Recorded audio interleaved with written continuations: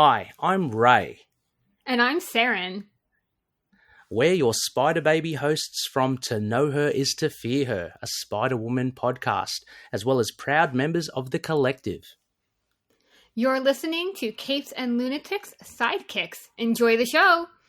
This episode of Capes and Lunatics Sidekicks is brought to you by Tweaked Audio. To get awesome headphones, go to tweakedaudio.com and use the coupon code Southgate to get 30% off, free shipping, and a lifetime warranty. Or you can get there through the link on our website, southgatemediagroup.com.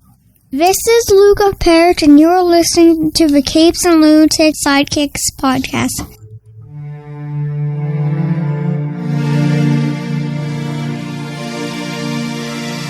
Hello, everyone, and welcome back to We Are the Night, the Batman podcast. That's right, it's the one we've been promising. I am Phil, and maybe not right now, but soon when Hellfire is over hosting Into the Night, the Moon Knight podcast. So, you know who's here, everyone. It's the power of Ray. Hello, Phil. Thank you so much for having us over. It's good. I want to shout out, what are you? Just because that's the most synonymous Batman line I know, but yeah. Happy to be here. Look who's awake. It's Russell. It's that bean sausage man. Sausage! So, yeah, I'm working. Phil, I'm just a cocktail wiener compared to Russell. Don't worry. Whoa! Sausage! All right, so we are going to be discussing the Idiot Root from Batman 472 and 473 and Detective Comics 639 and 640. And I don't ask me why, but I don't think this one wasn't on DC Universe Infinite, so... I got this on the Cape Crusader Trade Volume 5. I do know, yeah, it was reprinted in one of those. Yeah, I have the floppies. I would be disappointed if you had anything less, Phil. I know your collection is very impressive. Yes. Oh my, not only is Russell in the room, I see Connor McKenna. Oh! Hey! Ray brings all the viewers. Now, Phil, now I can start. Yeah, I'm so glad I'm on the Batman show because now I can actually start talking about how much I love Batman. There's a drop. Oh, my God, yeah. You got me. Russell, you guys are both better dads than most incarnations of Batman. Well, that's not hard. Ooh. Yeah. That's a pretty low bar. That's true. How's Superman as a dad? He's okay, isn't he? Yeah. Yeah. Oh, good. Just checking with my boy. For now. Even after that Bendis stuff, yeah, he's fine. That's right. Get your kryptonite. Get your kryptonite on. Give me some red sun. I love it. Oh, yes. Because, yes. Get a tan. Besides Into the Night, the Moon Knight podcast. Yes, Ray also hosts Last Sons of Krypton, a Superman podcast. Oh yeah, thank you, Phil. This is a great opportunity. Yeah, I'll say as well. Yeah, for sure. And I'd actually like to take this opportunity as well to shout out great friends of the show, the Aspiring Kryptonians. They've got a new podcast as well. We're trying to build in our little corner, our little mud patch, a Superman community. So the likes of Tasman, big shout out to Tasman and Aspiring Kryptonians, and of course, the likes of Tyler and James from Krypton Report. So we're just helping prop each other up. So it's good. Yes, I've heard Tasman on your show and Tyler's show. Yes. Yeah. No, she's a mad Superman fan. Okay. Yeah. So yeah, go check it out. Oh, jeez. Russell's always hyping. Soon the Aussie Kryptonians will be joining me on War World. Oh, let me guess, Russell. Ray's going to talk some Mongol. Yeah, baby. On Tomes of Evil, there, Russell with his Bad Boys, his super villain podcast. Looking forward to talking about the giant kumquat. I like to call him the giant kumquat. Whoa. Mongol. Yeah. All right, Ray, you want to get into these issues? Absolutely, Phil. I've read these I had to reread these about, I think, 10 times. I love it. Oh, really? That's how much I love Batman. That's how much I love Batman. Oh, Lilith, you were right. She said she thought you liked this. But yeah, The Idiot Root Part 1 from Batman 472, The Queen of Hearts from, what date? Cover date, December 1991. So, yeah, The Queen of Hearts. Batman tracks down a serial killer known as the Queen of Hearts, whose life he saved 3 years ago over her protests, as we see in a flashback, to Rio de Janeiro. So yes, not only is it like new villains, but it's going to be a new city in this story, where he finds an unwelcoming police captain and scores of mindless teenagers wandering the streets. You can find that in a lot of places now. So the local officials explain these dead boys away as simple drug addicts. Batman remains perturbed and suspicious as he sets out to find the Queen. Knowing that the Queen specializes in drug dealers, Batman confronts a teenage dealer named Zeno. Yes, this kid's not Zemo. Zeno, Z-E-N-O. Zeno. In an alley, but is caught off guard when Zeno shoves a sample of some drug into his mouth. As Zeno escapes, Batman finds himself beset by powerful hallucinations and encounters a strange supernatural being that calls himself the Idiot. Batman eventually overcomes the hallucinations, but the Idiot and his partner, an old scientist named Crosby, remain determined to break his mind as they did the Dead Boys. Shortly after, Zeno crosses paths with the Queen of Hearts, who chases him all the way to the home of his employer and supplier, Crosby. Before the Queen can attack Zeno and Crosby, Batman intervenes, and the ensuing fights break several bottles of the drug that Crosby had been supplying Zeno with. As Batman and the Queen inhale the drug's fumes, they find themselves plunged into a hallucinatory world inhabited by the Idiot. Yeah. Yeah, this was really good. This is cool. I mean, like, again, I haven't read many Batman comics, but this went dark, you know. Oh yeah. Is this stock standard for Batman comics? For you, Phil? I mean, some of the tales of this time were kind of like this. I mean, it was written by Peter Milligan. He was writing some stories here and there at this time, so. I love Peter Milligan. He's a great writer. I mean, this story is kind of nice for you since you don't know a lot of Batman, because again, besides Batman and like we get a page of like Alfred and he tries to call Alfred and Tim, besides them, you never see any of these characters again, so. Okay. Well, I've got to say, I mean, I've got plenty to say about, I guess, this first issue. Number one, the dark aspect that I was talking about. I'm going to just jump around, Phil, here. This is, is how I operate. But stuff like, I love this shot. He's in the morgue. Oh, yeah. And there's a shot in the panel from inside the corpse looking up at Batman and the coroner through the broken rib cages of the victim. I mean, I love that sort of stuff. And of course for me, one of the things that will probably be burnt into my memory for some time, the little hearts in the cradles. Oh, yeah. Cots. What the S? I just got to say. I mean, with the art, I mean, this is Norm Brayfogle. He did a ton of Batman in Detective Comics, and the couple years around this, he's one of my favorite Batman artists. I mean, he's great, a good artist, yeah. But I thought this at first when I read this, I'm like, oh, is it like the Queen of Hearts? Like, I don't know if you ever heard of the Royal Flush Gang. They're like usually there's been different versions, but they're like usually like family who just like suits of playing cards, and I'm like, is she supposed to be one of the Royal Flush Gang? But no, I guess she was just invented for this story. So, because I was you've answered the question. I was about to ask you, like, had you known her before? Because they talk about her husband, who was the King of Spades or something, or something. It was like, oh, okay, so there's a card motif, and it sounded as if that at least her husband was a character that may have been, in and around the traps of the Batman comics. But from what you're saying, it sounds like she's totally new. Oh yeah, because I remember when I read this. Right. I read this when it was brand new. I'm like, it was like early in my comic book career. I was like, wait a minute. I'm like, did I miss like a issue like a couple years back? But yeah, no, this is like this is completely made up backstory.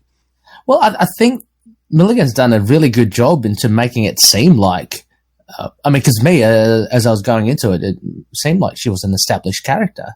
So he's done well in that sense. Oh. But yeah, sorry? I was going to say, the power of Chad is also up. Batman Beyond has the best Royal Flush gang. Yes, they are pretty good, Chad, yeah. Nice. And Russell said Batman wouldn't have this problem if he had just cut her face off before. Well, hey, apples and oranges. That's a Moon Knight joke, kids. Yeah, exactly. Yeah. That would have ended right then and there. But yeah, this is, going back to the first point, Phil, this was quite dark and quite grisly. And the fact that we're talking about like young kids that have been, for want of a better term, zombified, and there being drugs involved. But I love the introduction to the idiot here.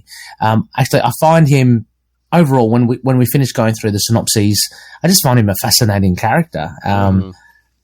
Really cool. Has he popped up later on anywhere else? Or? Yeah, no, that's what I said. Like, really? Nobody shows up after this story besides like Batman. He's a really good character. It's a shame. Anyway, but yeah, what did you make of this first issue? It's a setup issue, of course. Very different. You get Batman outside his home territory, and it's kind of almost supernatural, the idiot. So it's like you're throwing Batman into a little bit of different, he's chasing a serial killer. So it's like, that's familiar, but then it's like you throw in the supernatural element and kind of mixing your metaphors here, but it's like, wow, Yeah. It's interesting because, looking at it again holistically, it really takes a turn because we start off with the Queen of Hearts here, and it seems like a straightforward catching the serial killer thing. But then she becomes really not incidental, but she becomes like secondary to the whole thing because, of course, the idiot route and the idiot and what we see later on. So it's interesting, I guess just like storytelling-wise, that we're introduced to such a strong character as the Queen of Hearts, and then she's kind of taken a back seat. I'm not saying that that's bad or good in any way. It's just an observation. I think it's, it's really good because they were both, as I said, I really did enjoy these issues. I don't know if it's just supposed to catch you off guard. It's like, okay, Batman's tracking a serial killer, then all of a sudden it's like, oh no. Because it's not like he's just tracking a generic serial killer. Okay. She's so distinct, she's got that it looks like that surgical rotating blade or something.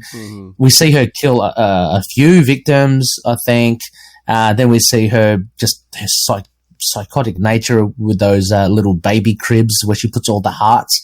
There's even that panel Phil where, hang on, I'm just going through it, where she goes home and she I had to double look, and she just tosses one of the hearts on the pile of hearts that she has on the floor. I go, hang on, what? They're hearts. She just extracted the hearts out. So she's quite a gruesome character. But yeah, I found, I enjoy this. And the fact that, as you said, Rio de Janeiro, it's somewhere different, showing that Batman is international, not like Gotham. Yeah. Yeah, because I know, a couple of weeks back, Lilith and I covered a story where he went to Russia. But yeah, it's interesting when he goes outside of Gotham. But yeah, does he do that a lot? You mentioned just Russia. No, not too often.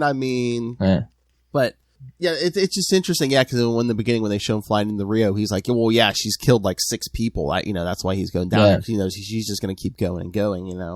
And even when he lets himself get photographed, because he usually doesn't let himself get photographed, but he's like, I want her to know I'm here, so maybe she comes after me, Yeah, I thought that was pretty cool as well. Like, he's using, he's just using the media. He's in control all the way there. And Chad says, I guess she isn't hard up for time or blood on her hands. Dear me, Chad, we're talking about victims here. Fictitious victims, of course, but still. Yeah. She's really a grisly character. There's even like a 3-panel, fake, origin. Because as you said, Phil, this is the first time you've read her. And to me, I was fooled. I thought, okay, so this was like a previous comic. Something's happened. Obviously not. But also the fact as well, Phil, she's not... Well, she is psychotic, but there's a little bit to her as well. Like she's almost like an addict, and she's trying to kick the habit. And she said, look, kill me now to Batman. Otherwise, I'm going to do it. I'll stop. Going, yeah. And I'm going to do it again. And, I'm going to kill you.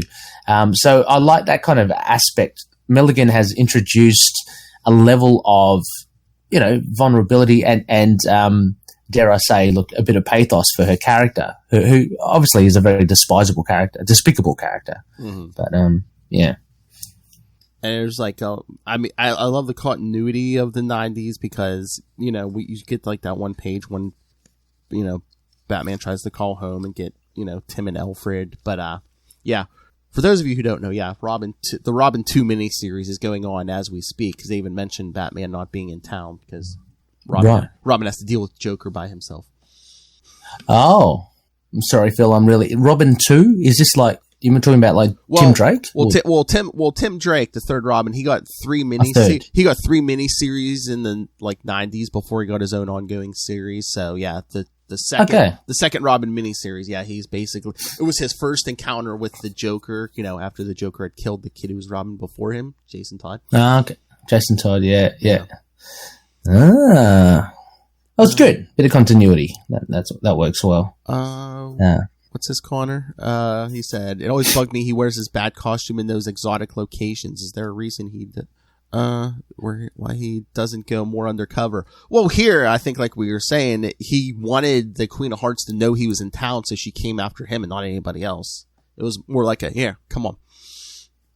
Yeah, that's true. That works well because, true, he does have that other identity, doesn't he? What matches Malone? You say a cheap knockoff of Jake Lockley. Let's face it. Oh,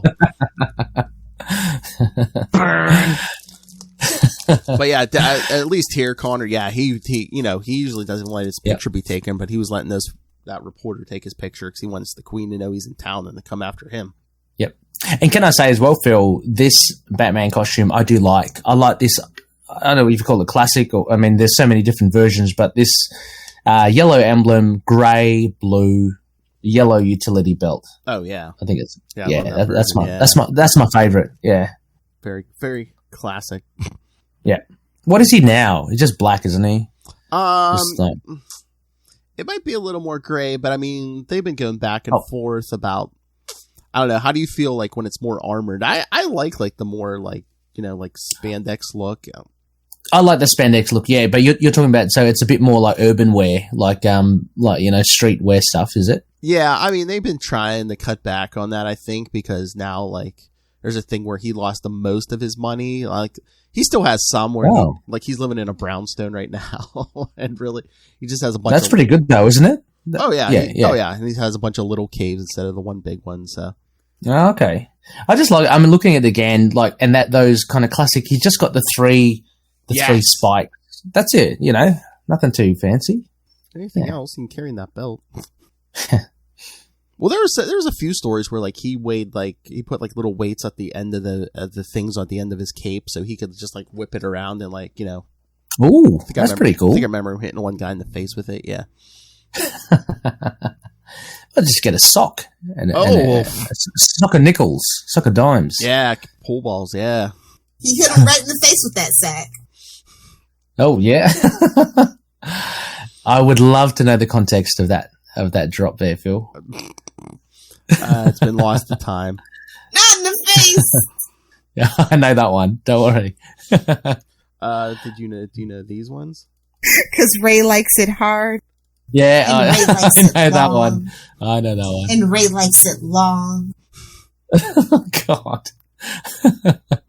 Dear me. Gave just up the meat. Too much. Sorry? Gave up the meat. Gave up the meat. There's just too much enjoyment in that voice there. I know. Say. Well, too much enjoyment, too much alcoholic beverage. Yeah. Yep. But yeah, I don't know any more on this issue. I just thought it was a solid issue. I love Milligan's writing. I'm a fan of his through Marvel and Valiant stuff. So of course, not being a DC reader as such, Which mine do you feel you'll be very happy? I think I'm becoming more and more of a fan now. I'd like to, and we're having. It was released that Australia was going to get the DC Infinite or whatever. Yeah. With I'm going to be all over that. Oh, like nice. like a rash. It'd be good. So you can read more of Batman. Lilith and I have been doing some Flash. Of course, we have our Green Lantern podcast. I'd love to get into Green Lantern and all that sort of stuff. But Flash for sure. I really do like the Flash. There's so many different versions of them. When you say Flash, people usually say, "Oh, which one?" or Green Lantern, which one? I don't know. The one that runs really fast. That one. Oh, all right. Do you want to get to the next one? Yeah. Let's do it. All right. So this jumps over to Detective Comics 639. Same writer, Peter Milligan, but we get Jim Aparo, penciler. Classic. He drew Batman for much of the 80s and 90s. And again, another cover date, December 1991.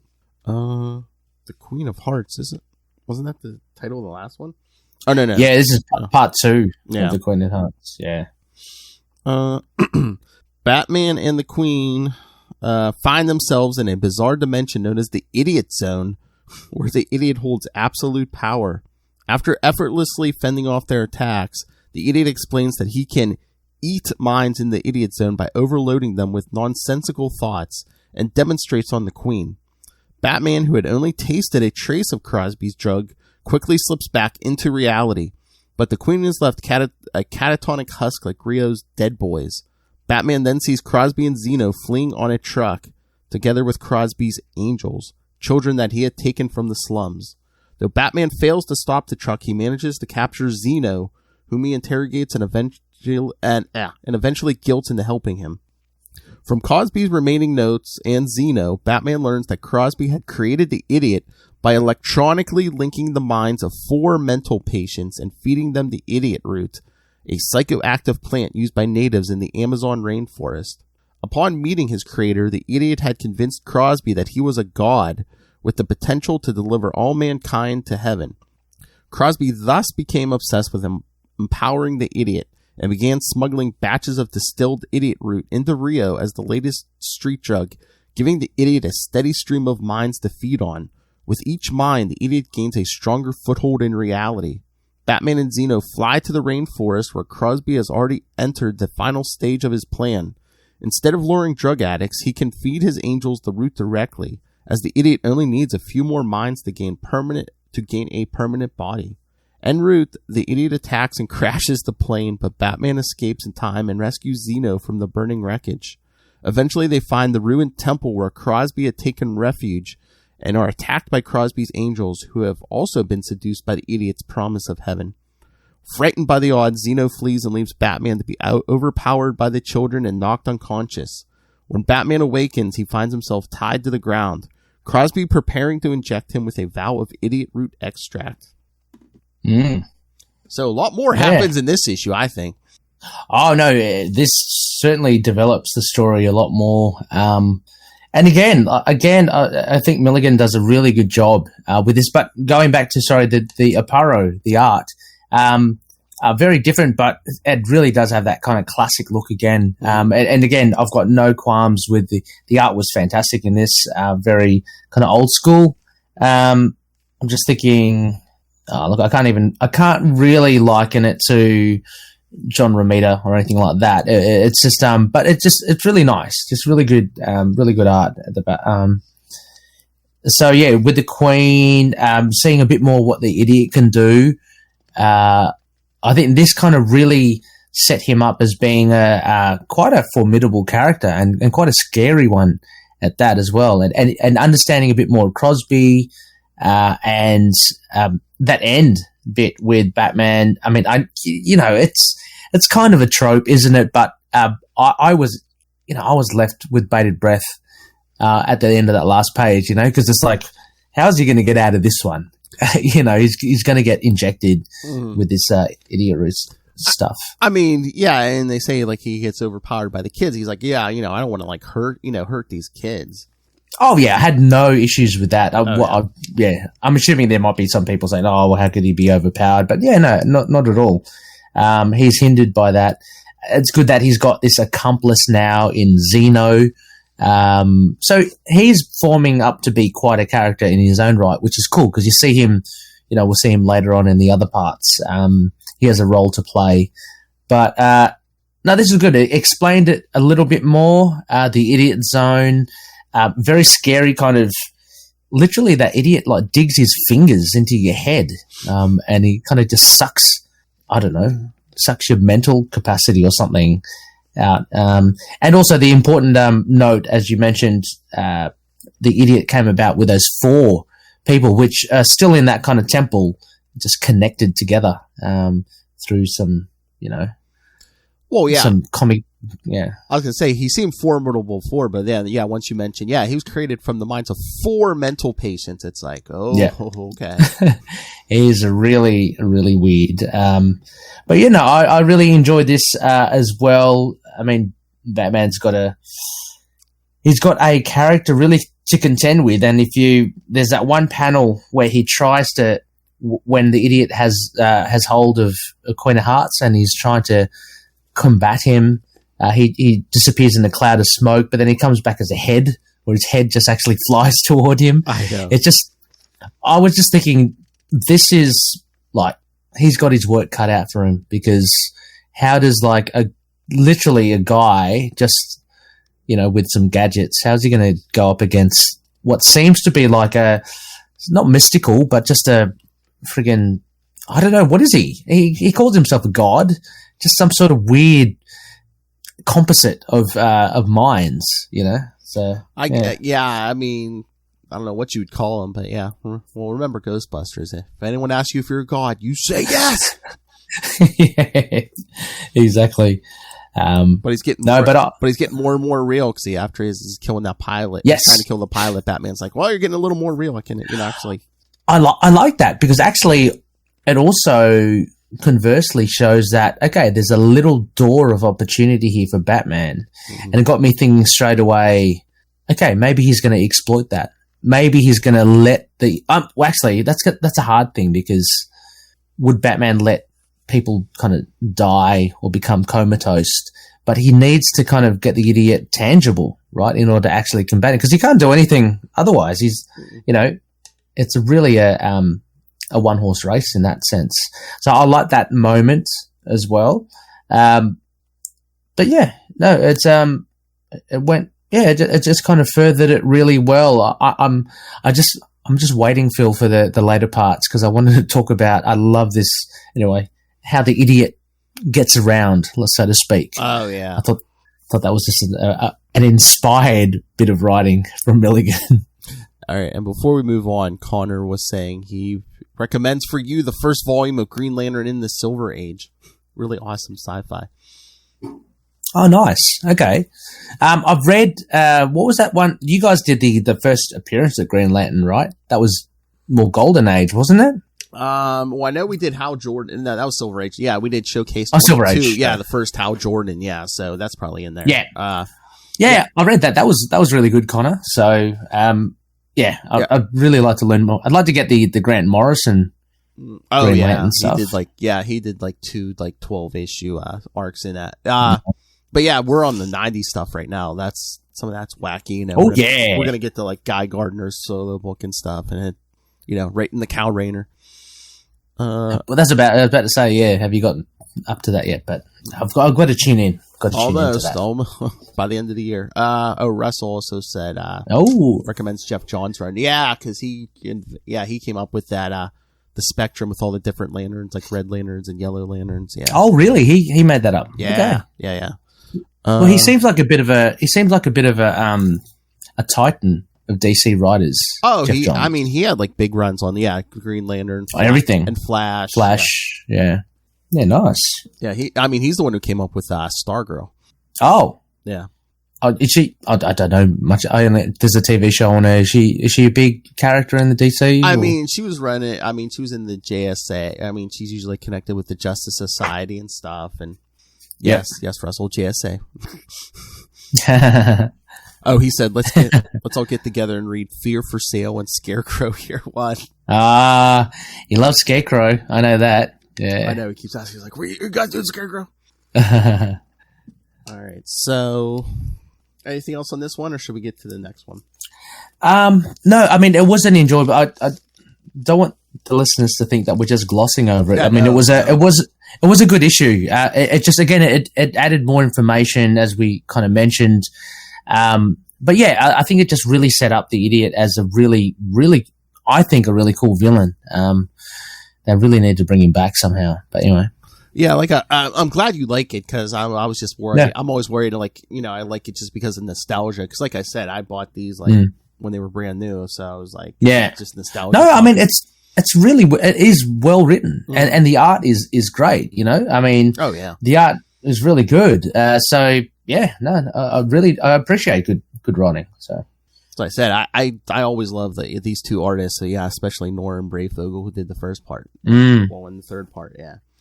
He did the Anarchy stuff, didn't he, as well? Yeah. Yeah, it was really good. All right, so we jump back to Batman 473 for the Idiot Route Part 3, Into the Idiot Zone. It is. So we should make a podcast out of that. Into the Idiot Zone. That's it. So yeah, this is January 1992. Captive and helpless, Batman attempts to reason with Dr. Crosby, but Crosby is too deluded by the idiot's promise to listen. Before he can inject Batman with the Idiot Root extract, however, he is attacked by Zeno. Zeno goes on to free Batman, explaining that his conscience would not allow him to abandon a man who had saved his life. Crosby's angels attack, but Batman subdues them with his grappling line. In the meantime, Crosby runs away. Batman allows Crosby to flee, as his main priority is destroying the Idiot. Though the four mental patients whose minds compose the Idiot are within easy reach, Batman theorizes that physically separating them will not be enough to unravel the Idiot. To unravel the Idiot, he must enter the Idiot Zone and separate them there. Zeno, whose tribe had once used the Idiot Root in religious ceremonies, reluctantly leads Batman to a sample of the raw root, which Batman eats. I thought that was like an interesting thing, because he's like, this goes against everything I believe in, taking the, like drugs and stuff. He's like, but if I don't do this, the idiot's just going to keep eating people, minds, and when's it going to stop? Never. I think it's a great thing in the fact that it would have seemed like a simple way out of saying, look, you just got to disconnect the four mental patients and you've solved the case. I like how Milligan says, no. There's more to it, and Batman acknowledges that, and he figures a way. No, we've got to actually do something else. It just makes it seem like it's is more credible, than yeah. I don't think they ever really explained that. I'm like, okay, so do they like leave these four mental patients just sitting there all the time, or is Crosby just hauling them around all the time? Yeah. Well, he seems to have set up a lab in the middle of a temple. So, yeah. So it seemed that he lugs them around. Yeah. Upon entering the Idiot Zone, Batman is immediately attacked by the Idiot. Simultaneously, Zeno is ambushed by Crosby in the real world. Batman struggles to keep his mind together and eventually slips free of the Idiot's influence, whereupon he disconnects the patient's minds and scatters the Idiot. He then wakes from the Idiot Zone just in time to save Zeno from Crosby. Subsequently, the pair find Crosby's truck and begin the journey back to Rio de Janeiro. However, Batman soon encounters a disturbing sight. Countless Indians paddling down the Amazon River in Cadillacs. Mm-hmm. In horror, he realizes that he had never left the Idiot Zone or destroyed the Idiot. The Idiot had simply crafted a lifelike illusion to trick him into believing so. Batman flees from the illusion and, calling on mental training and meditation techniques, finally escapes the Idiot Zone. He is greeted by the real Zeno, who had managed to fight off Crosby, but fled with the unconscious Batman when Crosby began untying his angels. Zeno then reports that while they fled, the Idiot had successfully eaten the angels' minds and crossed into the real world.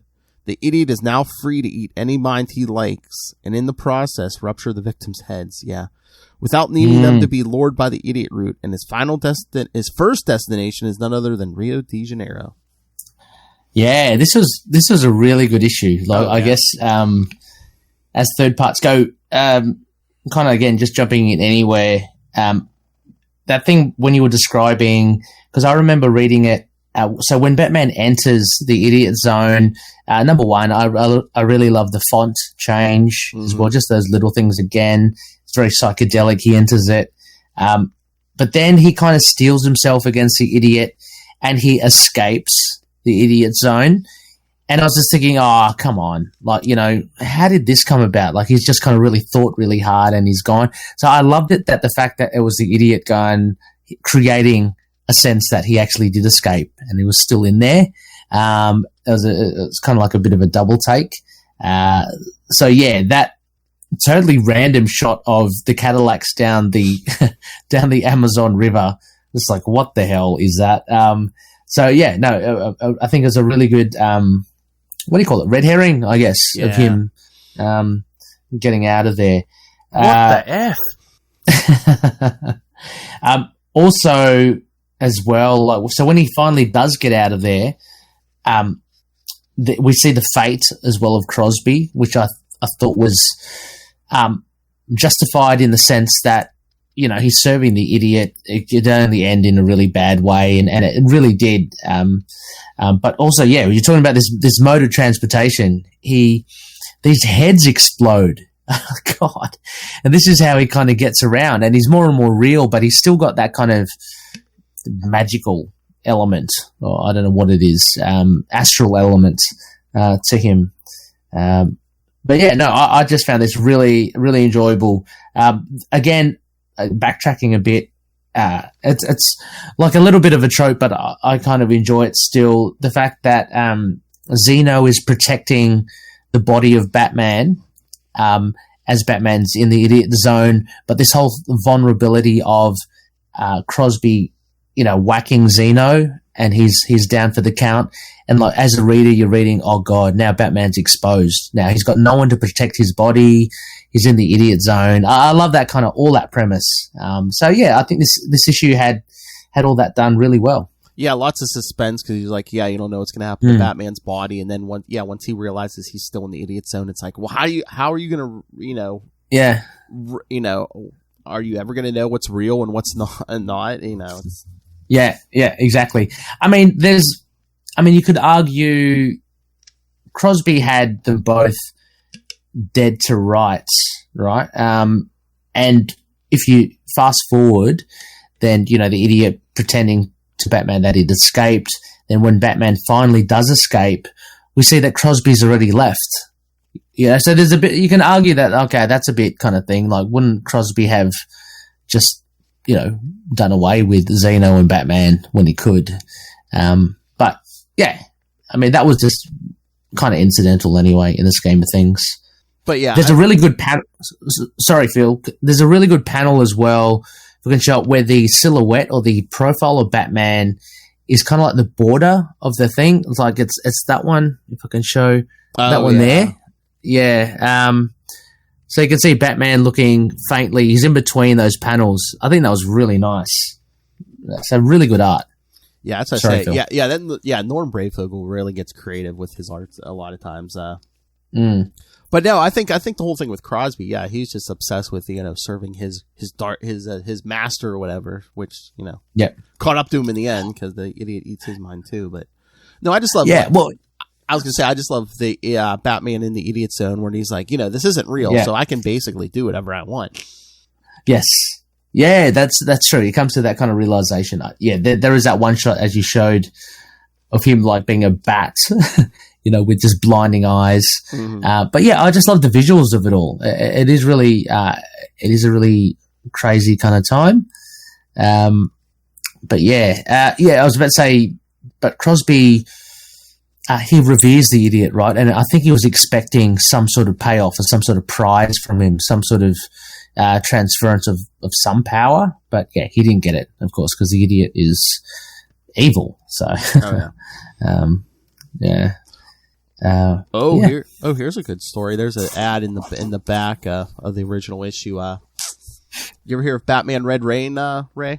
Nope. It started. It eventually became a 3-book trilogy. It's like Elseworlds. It's like their what if. What if Batman became a vampire? Ooh, nice. Is that the backup story? Is it? No. That was just an ad, but no, they're like an ad. No. They're like prestige for. They're like bigger books and stuff. But yeah, it ended up being I think a 3-book trilogy. Yeah. Oh, nice. Oh, cool. Is that worth doing? You guys going to cover that? It wasn't on the schedule, but at some point I might have to pencil that in. Maybe Halloween or something. Yeah, Halloween. That would be perfect. Russell, just having a look. What? Sorry, what did Russell say? Yeah, Russell. Well, let's throw us off. But Russell said, "Do you have a favorite Batman villain, Ray?" Oh, that's a hard one. Just thinking quickly. No, I'd say probably if anything, like I like Bane, I guess. Bane, oh yeah, yeah. Only because he seemed to be like superior in every way to Batman, right? From what I know of him, I mean, like he outmatched him. I read Nightfall and everything. He kind of out maneuvered him, out strategized. He's bigger, stronger. Wore him down. Yeah, wore him down. Yeah, actually, yeah. I mean, that was what a great strategy. Like, and get him just when he was just totally exhausted. I mean, that's some good thinking there. But yeah, I think he's. How about what's yours, Phil? Who's your favorite? I don't know. I mean, he's been kind of overplayed lately, but I mean, the Joker is usually pretty good for a story. There's like a lot of good ones. When they're written well, like Two-Face or like Mr. Freeze, or like Poison Ivy. Is she good? Ivy, yeah. Okay. Yeah, I mean, I was about to say, I mean, the Joker as well. To me, he's like, because every story that I've read of like the Joker, like even the classic, I think I read that first appearance, like the first Batman comic with the Joker. That was good. Like he's such a, if you think of the time, it was all the late 30s. Such a despicable, psychotic character. It was really, yeah. So I do like the Joker in that sense, but I didn't want to say that because, it's very obvious. Looking for other ones. Look, Russell wants us to talk. Okay. Guess on the Shadow Patreon series. First, I thought he was going to say Batman. I was going to say, you think Ray's going to talk Batman more than once? Come on. Only once every new moon. I work on moon phases, baby. Have you read Batman Speeding Bullets? Yes. That's another Elseworlds where, Kal-El comes to Earth and gets adopted by the Waynes. Yeah. Oh, that would have resulted in a very different Kal-El. Oh yeah, right. Mm-hmm. Or you can argue that he's still the same character. Oh, I forgot. I forgot about that. Yeah, Russell. That's because of Doug Mensch. Yeah. Ah, right. Because I am reading at the moment a lot of Masters of Kung Fu by Doug Mensch and Paul Gulacy. Man, that is good. This is like one of the most underrated, I think, series of the 70s. Just really well written. It's espionage, spy, MI16 sort of stuff. But Doug Mensch, yeah, brilliant writer. He does another thing as well. I can't remember what he does, but yeah, I want. That's one of the series on my list. I want to kind of try to read that before the movie comes out. Oh yeah, very very good. Highly recommend it. So yeah. Well, yeah, I mean, if you're ever looking for like an entry point, Ray, like I mean, Doug Mensch wrote a lot of Batman in like the 80s and 90s. I think he did part of like Nightfall and stuff because I saw his name, connected to that. So Chuck Dixon, Doug Mensch, and all that were, he did. I have read a lot of. I mean, but I'm very impressed by Milligan here. So yeah, I'm sure there are a lot of good Batman stories out there, Phil. I hate to admit it. You heard it here first, kids. I begrudgingly say. All right. Do you want to get to the last part? Yeah, sure. Because they kind of tried to give you a hint there, like, when Batman was in the idiot zone, he was like, "Wait a minute, there's something missing. I can't quite put my finger on it." Yeah, and we're gonna get the answer because it's the idiot's weakness here. Yes. Yes, so the idiot route, part 4, the cook, the bat, and the idiot. From Detective 640. Again, January 1992 cover dates. Batman and Zeno return to Rio de Janeiro, where their worst fears are confirmed. The idiot has already eaten dozens of minds and imploded their owners' heads once he was finished. Yes, he literally, implodes their skulls. It's disgusting. Yeah, it's good. Basically just pops their heads, yeah. Certain victims are left intact as the idiot is able to warp from place to place through their empty minds. Yeah, so he can travel through minds. Jeez. Yeah. This leaves the police powerless to stop the idiot, and Detective DeFreitas reluctantly agrees to ally with Batman to fight the monster. Together with Zeno, Batman investigates Crosby's remaining notes for information on the 4 patients that compose the idiot. As they investigate, the pair are ambushed by the idiot, who devours Zeno's mind before escaping. Despite this, Batman is able to determine one very important thing from the notes. The idiot's dominant personality is Cesar Lopez, a chef who fantasized about murdering the inhabitants of Rio de Janeiro. But Lopez was also plagued by a crippling fear of birds. And this fear was so strong that even the illusionary rainforest he trapped Batman in had none of them. Batman finds and confronts the idiot in a busy street and distracts the idiot while DeFreitas gathers a truck full of every kind of bird possible. As the idiot catches Batman and prepares to destroy his mind once and for all, Batman summons the last of his strength to open the truck, freeing the hundreds of birds inside. As the birds swarm the idiot, his phobia tears his consciousness apart, completely disintegrating his body. Though the idiot has disappeared from the physical plane, Batman suspects he is not truly dead. He flies back to Gotham as Bruce Wayne the next morning, idly wondering if someone, someday, will eat the idiot root and unlock the idiot zone again. Yeah, straight off the bat, I'm going to say the ending for me was a little weird in the fact that there seemed to be still many loose ends. Yeah. Like, it didn't seem to close out totally. And I'm not saying that's a deal breaker or anything like that, but I just remember reading it going, oh, that's it? Like, he's just going to go back now? And, like, there's the potential that this could come back, like, the idiot could come back. There's also, what is he going to do about Zeno? He just left him. He left him like a husk. There's a few like loose ends here, but in the scheme of things, it doesn't matter really. I mean, the idiot was foiled by this. I think, in fear of sounding like really silly, but I thought it was a really good foil. Like that little point of like something was eating away at Batman. It was like, oh yeah, there were no birds in that idiot zone for us. Yeah, and that being him being a chef, and I can't even remember why is he scared of birds again? But because he was cooking chickens, right, or something. I can't remember. Some kind of birds. Wait, what's Batman say? Yeah. Cesar Lopez, poultry cook extraordinaire, slaughtered the birds you plucked and stuffed and boiled and fried, whose wings you tore, whose legs you ripped, whose beaks you smashed, the birds you couldn't look at without having a panic attack. Yeah, okay, so he must have been traumatized at having to prepare these cuisines. But yeah, actually, that description that you mentioned there, Phil, I remember reading that going, geez, that's graphic. Like, yeah. It kind of makes you squirm a bit, like, to think about that. So again, good bit of writing. But yeah, I think this was a cool way of foiling the idiot. I never would have picked it. Yeah.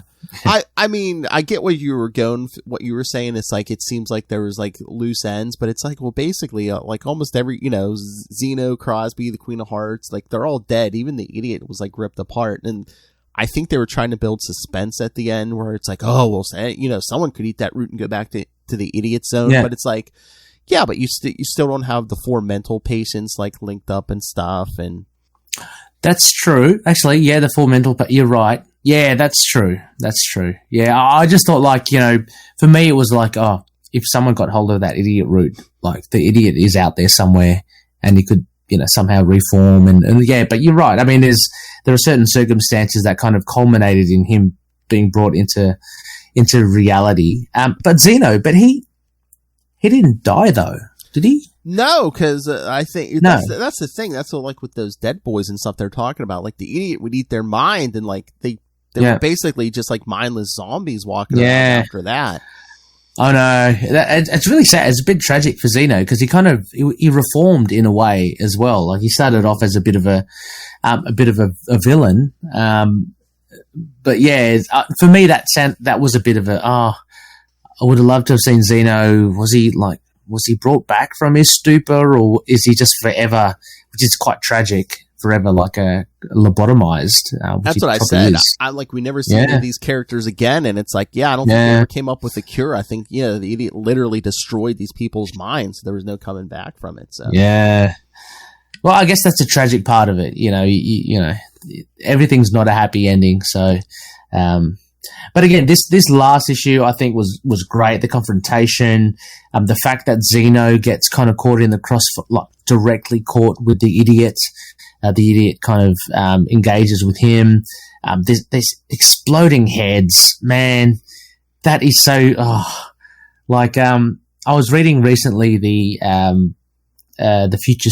No, not the future state. No, the Batman Superman run by Josh Williamson, and there was an arc with Atomic Skull and Ultra Humanite, and the fact that Ultra Humanite was controlling these like dead bodies and stuff, but he could make them explode, at will, and that's a very scary and dangerous thought.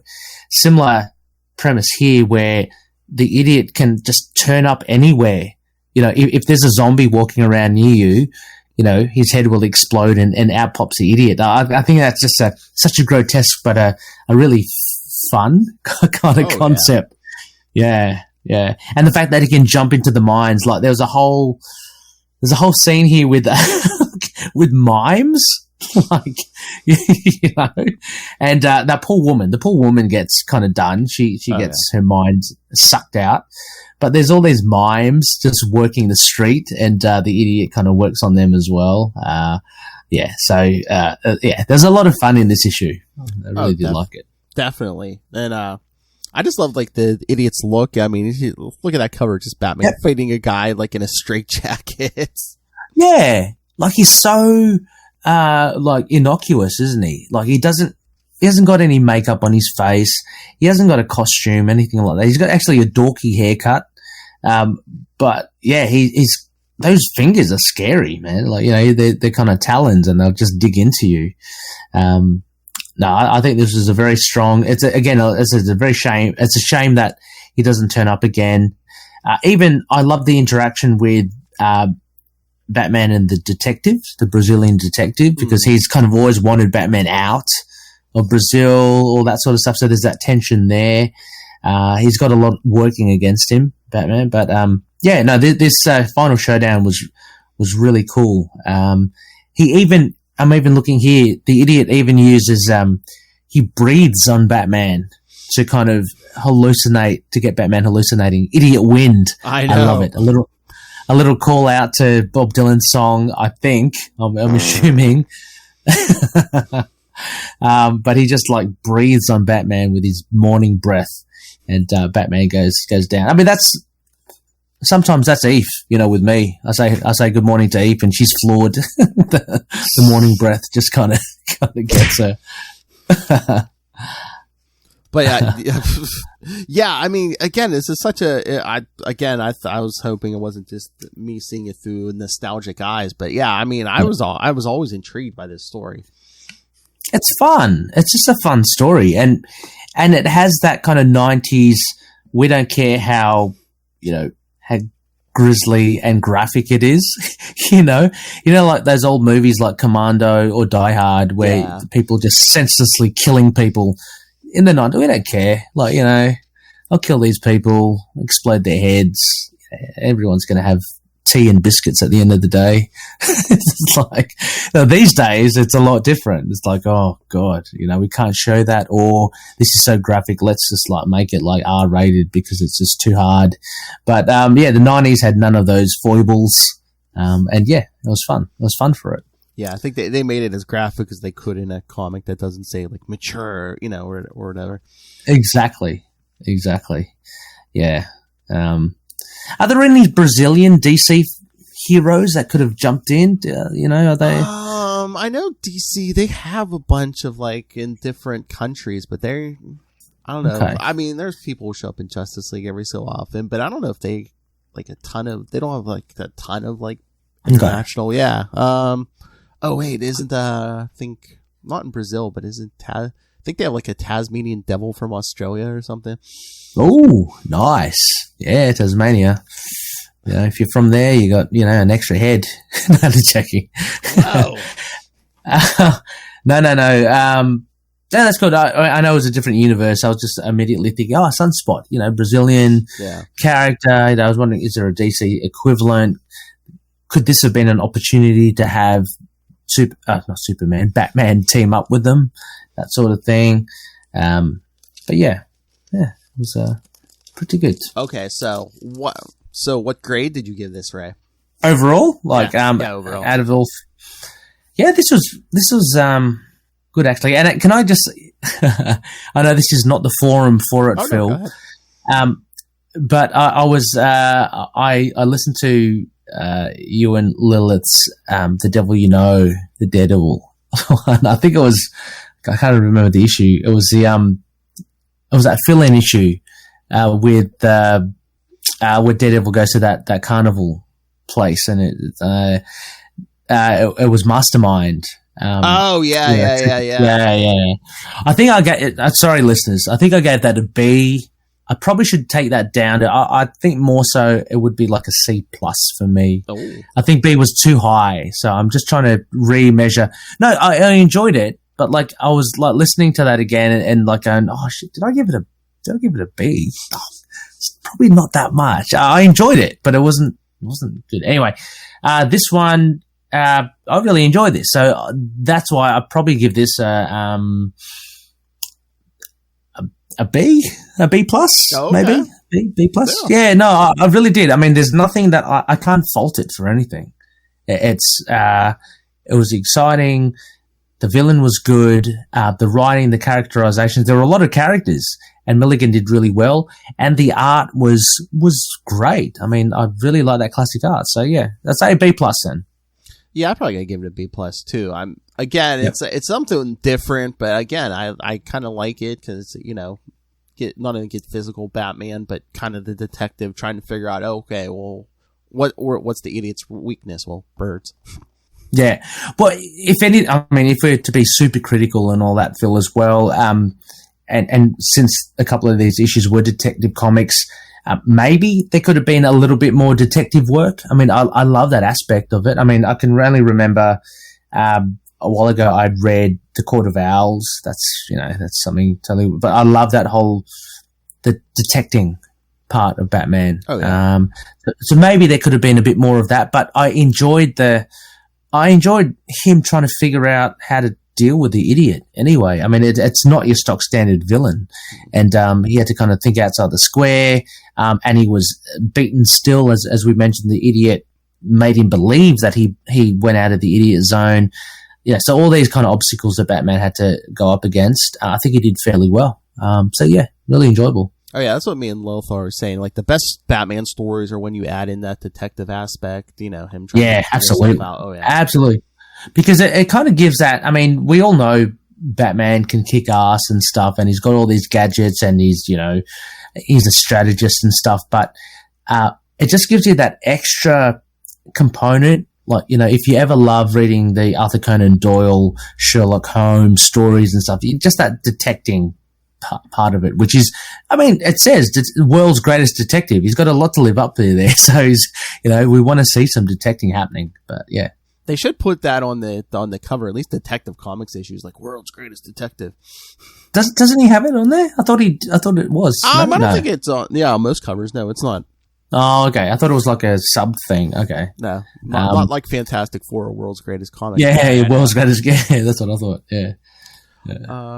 We had no feedback, but I had a quick message for you from Russell. So, Yes, Russell from the Tomes of Evil Kids. He was excited when he heard Ray was coming on here. So, I have ye at last, sausage man.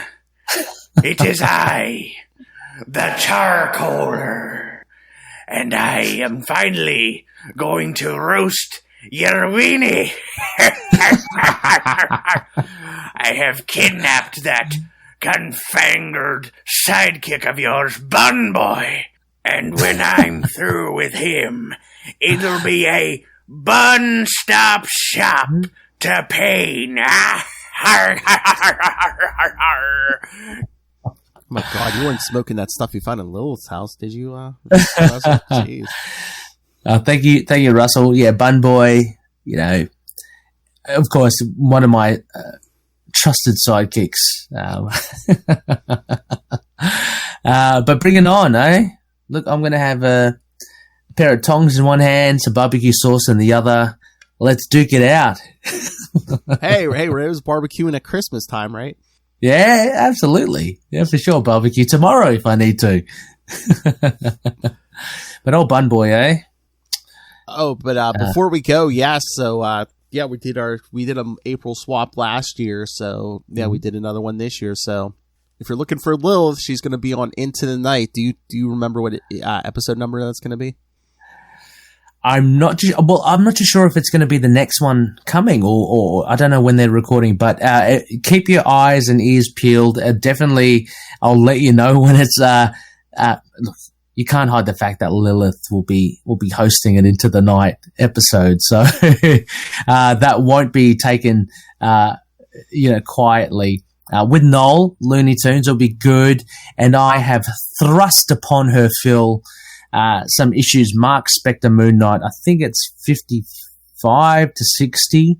I think the last 5 issues or so of Mark Spector Moon Knight. Oh, good Lord. I can't wait to see or hear what Lilith makes of those, because actually I was speaking to Noel. We both kind of decided to do it as a little joke, a little welcome to the Moon Knight world for Lilith. So, not that she's a stranger, but I'd be interested to see what she makes of those last 5 issues. I'm still trying to get my head around them as well. I know. She's going to be like, what the F is it? Just. That taste is still in my mouth. Well, let's see if she gives a B+ then as well. Oh, that's going to be a effort. Yeah, you got off easy compared to her. Yeah. But it'd be good. I can't wait to hear Lilith talk about Moon Knight. It's always fun to listen to you guys. Daredevil, it's Spider-Man, of course, as well. I miss Wade's World. I'm sure that will come back. That was potty mouth central.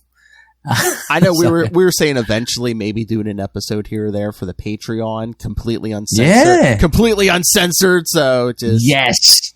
I know, because you got a mouth like a sailor, Phil. I know. Me? Oh, yeah. You keep it contained. You keep it reined in. keep that choir girl. My potty mouth with that choir girl, Lilith Hellfire. Oh God, of course, yeah. She's totally innocent. Okay. Here, I'm pulling up the schedule for next time. We already kind of recorded it, but yeah, next episode, you people will hear Batman Shadow of the Bat 1 through 4, The Last Arkham. It's pretty good. Nice. It's the first appearance of Zaz and Amygdala, and there's basically there's quick appearances from basically almost every Batman rogue in it. It focuses on Arkham Asylum. Yeah. Cool. Then after that, Batman Shadow of the Bat 37 and 38, a Joker story. Lots of good stuff coming. So, Phil, sorry, can I just say I think I like Zaz as well. Is Zaz the psychotic killer that kind of marks himself? Yeah, he kills people and then he cuts himself with a knife. So next episode, we'll be covering the arc where he first appears. Yeah. Okay, I think he's a cool Batman villain as well. Just to answer Russell's question again, I think he's because he's dark, Yeah, it's the first 4 issues of Shadow of the Bat. That was 1992. So, it's written by Alan Grant, but it's drawn by Norm Brayfogle, who did 2 of these issues. So, yeah. Nice. Yeah. Nice one. And lots of Batman rogues there. All right, before we do our plugs, did you have anything else on these? Or No, just that. I mean, as we've just reiterating, it's a shame that like we don't get more of it. Just a question, I guess, then, Phil. So proceeding and subsequent to these issues as well, how did Detective and Batman comics deal with this adventure? Was it just kind of like forgotten, like in the lead up to these issues as well? Was it just Batman doing his stuff in Gotham, and then all of a sudden in this he's in Rio de Janeiro, or how did it work? Yeah, it wasn't mentioned before, and it really wasn't mentioned after. Like I said, the only other mention is basically, the Robin 2 miniseries is going on right now. So basically the only other mention is, oh, hey, Batman's out of town, and yeah, this is where he was at. But that was it. Okay, yeah, and then after these issues, then he's all of a sudden just back at Gotham and forgotten. Put that behind us. Put us the little hearts in the baby cribs. Let's forget about that. Oh, yeah. Yeah, this doesn't get mentioned. Yeah. No. Okay. Right. Cool. All right. So, yes, again, thank you, Ray, for joining me. Anytime, Phil. It's a lot of fun. These April swaps are so much fun. Yeah. But, yeah, kids, send your thoughts. You can still send your thoughts on these issues or the upcoming issues. Hey, let us know what you thought. I think Ray did well. Mm-hmm. Email us, capesandlunatics@gmail.com, or call the voicemail 614-382-2737. That's 614-38-CAPES. And remember to follow We Are the Night, the Batman podcast. On Facebook, Twitter. Find links to all of the various social medias for all of our shows. Links to this YouTube channel if you're curious about what Ray looks like. That fancy man. Look at nostrils. Nostrils. I know. I put your picture up there, I think, for that Daredevil. Yeah. We were just talking about it. And Russell was in the room. He's like, oh my God, that picture. I'm like, he sent it to me. Well, yeah. It's my LinkedIn. So yeah, links to the YouTube. Please go subscribe. Links to our Patreon. Lots of good stuff going on there. And links to merchandise. Yeah, cool. As Lil says, stay hydrated. It's no one's business what you're drinking on that Zoom call. So links to everything at Linktree, linktr.ee/capesandlunatics. And please remember to support our sponsors, Tweaked Audio and Hunt a Killer. Use the code Southgate for both of those for a handy discount. And then go pick up Pod Life the book, Volume 1, now in digital and paperback. Audio version is coming soon. Cool. I can't wait. I sent in the audio for my chapter, so yeah. Hey. Did you put on a different voice, Phil, or how did you go about it? That's right. I read the whole chapter like this. No. So get that. Learn all about podcasters' journeys, and you can get that on Amazon. And when you do, especially if you're on Amazon Daily, like Lilith Hellfire, use the link for Southgate Media Group right down there in the show notes. Help us support this show, the network, and that man afraid of the birds everywhere, Rob Master Doom Southgate. Make it rain, so says Master Doom.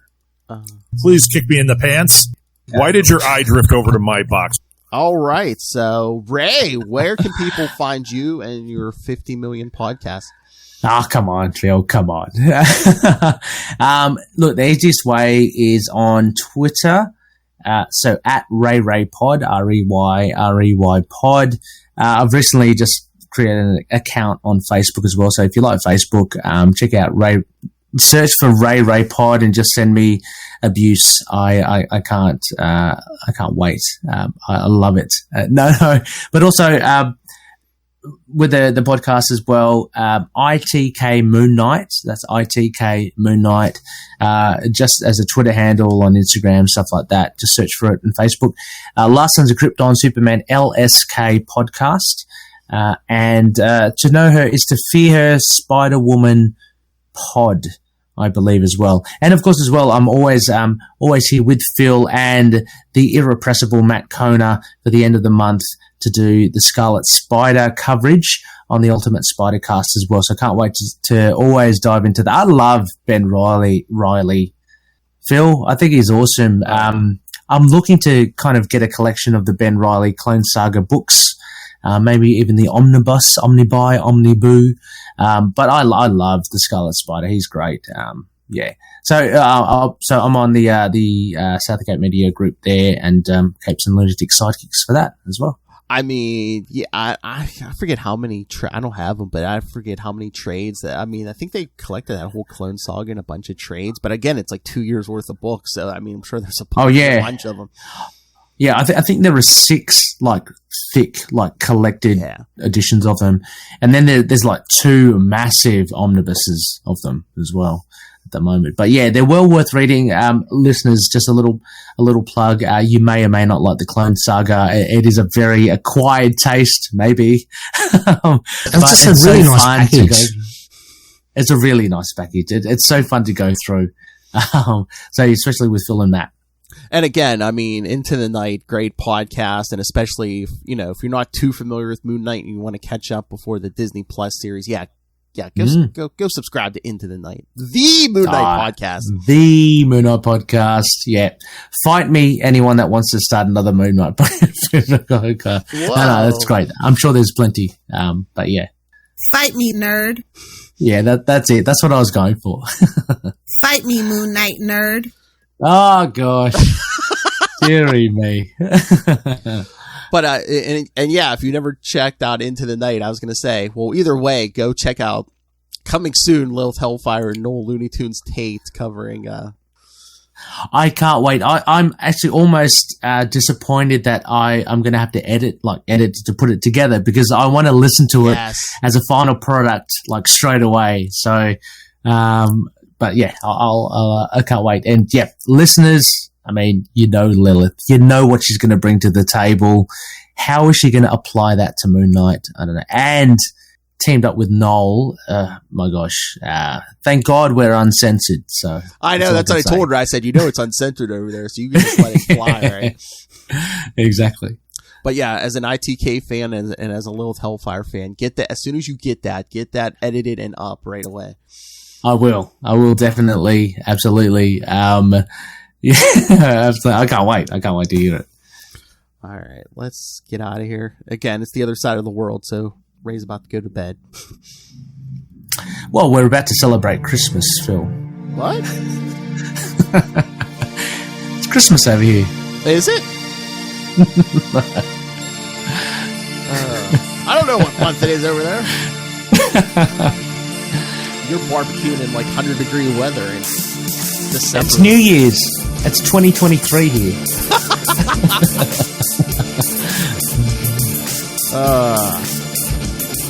Better hoping in the future Lilith Hellfire will be coming after you. I've got to team up. Got to tee up a spot with Lilith as well. Really cool doing that Black Widow last time. Yeah. I was gonna say next April we might just have to let's do it a swap, or like maybe you come over here with Lilith, maybe I can do To Know Her Is to Fear Her with Saren. Yes, that'd be cool. Yeah, you like to get your Spider-Woman kit on as well, yeah. Exactly. She's a great character, and Saren loves Spider-Woman. So go check out all those mini podcast kids. How did you know what was happening to me? How did you know who I am?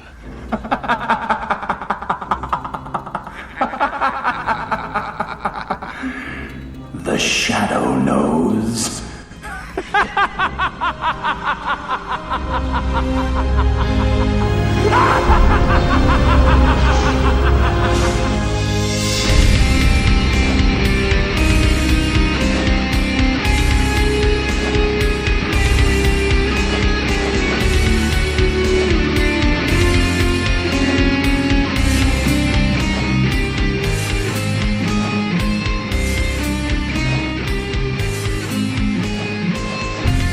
Hello, Tomes of Evil listeners.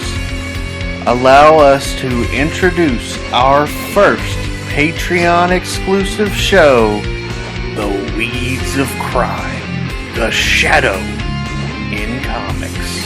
I am Russell, and with my host, Justin the Owl Osgood, we will take you on a journey through the shadows life in comics. So that just begs the question, who knows? Who knows? Who knows?